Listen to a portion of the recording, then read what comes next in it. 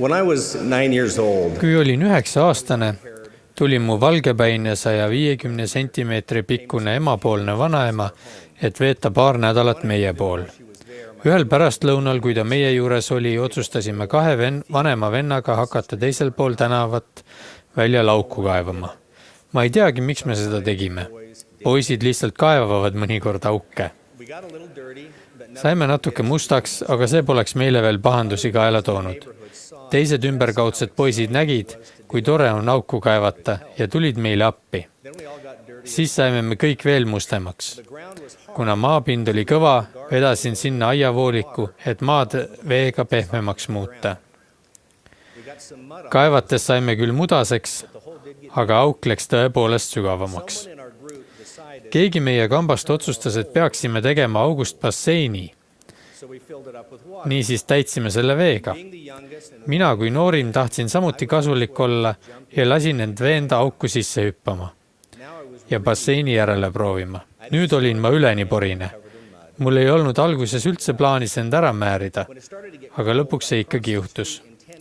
Mul hakkas külm ja ma seadsin sammud üle tänava kodu poole.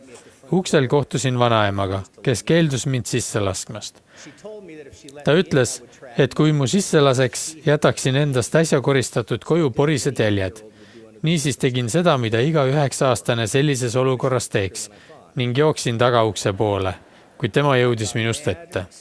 Sain vihaseks, trampisin jalgu ja nõudsin, et mind sisse lasteks, kuid uks jäi suletuks. Olin märg ja porine, mul oli külm ning oma lapselikuses kujutlesin, et sinna omaenda tagaaeda ma suren. Lõpuks küsisin vanaemalt, mida ma pean tegema, et tuppa saada. Enne kui ma arugi sain, hakkas vanaema mind seal samas aiavoolikuga puhtaks pesema. Pärast igavikuna näivat küürimist kuulutas vanaema mind puhtaks ja lasi mu tuppa. Toas oli soe ja ma sain endale selga kuivad puhtad riided. Selle tõsielulise tähendamissõna valguses mõtisklege palun järgmiste Jeesuse Kristuse sõnade üle. Ja miski, mis pole puhas, ei saa pääseda tema kuningriiki. Seepärast ei pääse miski tema rahusse peale nende, kes on pesnud oma rõivad minu verest tänu oma usule ja meeleparandusele kõikidest oma pattudest ning oma ustavusele kuni lõpuni. Seista õues ja lasta vanaemal end puhtaks küürida oli ebameeldiv ja ebamugav. Oleks igavikuliselt traagiline, kui me ei saaks võimalust naasta oma taevas isa juurde, kuna otsustasime jääda patu mudaauku ja lasta selle end määrida. Me ei tohi lasta end eksitada selle osas, mida tuleb teha, et tagasi taevas isa juurde minna ja sinna jääda. Peame selleks olema puhtad. Enne maa peale tulemist võtsime Jumala vaimulastena osa suurest nõukogust. Iga üks meist oli seal tähelepanelik ja keegi ei jäänud magama. Selles nõukogus esitles taevane isa meile oma plaani. Kuna plaani kohaselt jäi meile alles valikuvabadus ja me pidime õppima tuginedes enda ja mitte üksnes tema kogemustele, siis teadis ta, et me teeme pattu. Samuti teadis ta, et patu tõttu muutume ebapuhtaks ega saa tema juurde naasta, sest seal, kus elab tema, on veel palju puhtam kui majas, mida on koristanud minu vanaema. Kuna meie taevane isa armastab meid ja tema eesmärk on tuua inimestele surematus ja igavene elu, kuulus tema plaani juurde ka päästja. Keegi, kes aitab meil saada puhtaks hoolimata sellest, kui mustaks oleme saanud. Kui taevane isa teatas, et vajatakse päästjat, siis usun, et me kõik pöörasime pilgu Jeesusele Kristusele, esmasündinule vaimus, sellele ainsale, kes oli jõudnud saada selliseks, nagu on isa. Usun, et me kõik teadsime, et see peab olema tema, et keegi teine seda teha ei suudaks. Aga tema suudab ja saab hakkama. Jeesus Kristus kannatas Getsemani aias ja Golgata ristil nii kehas kui ka vaimus, värises valust, veritses igast poorist, palus isa, et too temalt karika ära võtaks, ent jõi selle siiski lõpuni. Miks ta seda tegi? Tema enda sõnul soovis ta austada oma isa ja viia lõpule ettevalmistused inimlaste heaks. Ta tahtis pidada kinni oma lepingust ja anda meile võimalus naasta koju. Mida ta meilt vastu palub?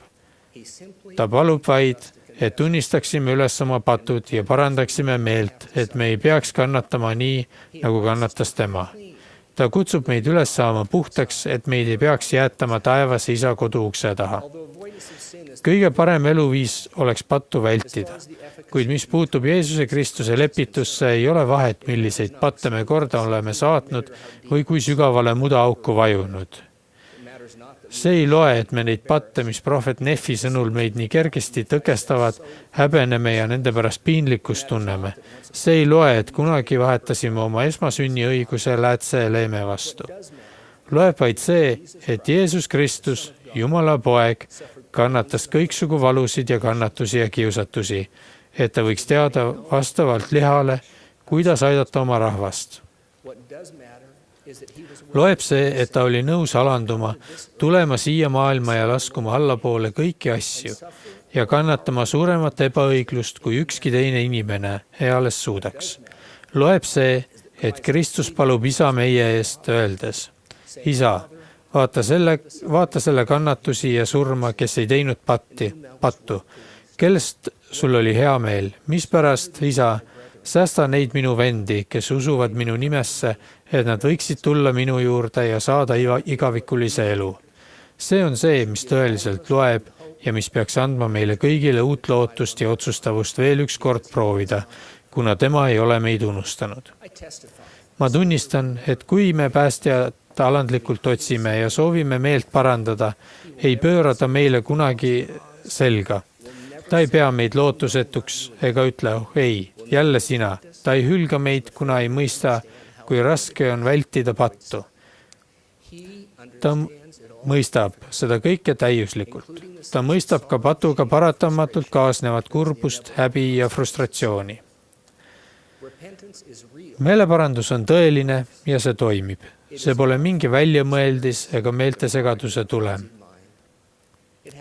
Sel on vägi kergendada koormaid ja asendada need lootusega. See võib tuua endaga südame vägeva muutuse, mis tõttu pole meil enam mingit tahet teha halba, vaid teha pidevalt head. Meeleparandus ei saagi olla kerge. Igavese tähtsusega asjad pole peaaegu kunagi kerged, kuid tulemus on seda väärt. Juhataja Boyd K. Packer tunnistas oma viimases kõnes kiriku 70. Mõte on järgmine. Lepitus ei jäta endast maha jälgi. Mis korras, see korras. Lepitus ei jäta endast maha jälgi. See tervendab ja mis on saanud terveks, see ka jääb terveks. Ja nii sõltub meie lootus elada taas isaga Jeesuse Kristuse lepitusest.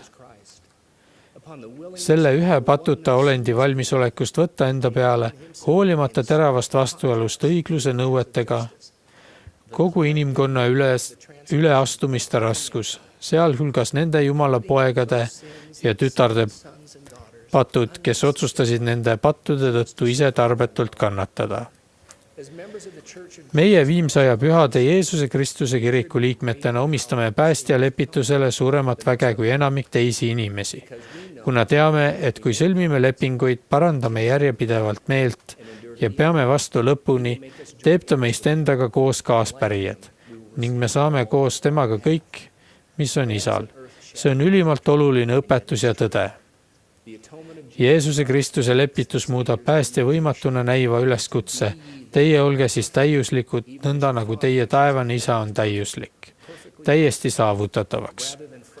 Pühakirjades õpetatakse, et igaühe üle tuleb kohut mõista Jumala püha kohtumõistmise järgi. Sel päeval ei saa me end kellelegi selja taha peita ega teisi süüdistada, et me puhtad pole. Õnneks õpetatakse pühakirjades ka seda, et Jeesusest Kristusest, kes on kannatanud meie pattude eest, kes on meie eestkostja isa eest, kes kutsub kokku meid enda sõpradeks ja kes armastab meid lõpuni välja, saab lõppkokkuvõttes meie kohtumõistja. Üheks lepituse õnnistuseks, mida tihtipeale ei mõisteta, on see, et isa on kõik kohtu andnud poja kätte. Vennad ja õed, kui tunnete end muserdatuna või kahtlete, kas te üldse kunagi sellest vaimsest august, mille olete kaevanud, ka välja pääsete, siis palun pidage meeles teda, kes seisab meie ja õigluse vahel, kes on täis kaastunnet inimlaste vastu ja kes on võtnud enda peale meie süü ja üleastumised ning rahuldanud õigluse nõuded. Teisisõnu, Tehke nagu Nefi, kui ta hetkeks endas kahtlema lõi ja pidage meeles, kelle peale te olete lootnud, kelleks on Jeesus Kristus ja parandage siis meelt ning tundke taas täiusliku lootuses ära. Jeesuse Kristuse nimel. Aamen.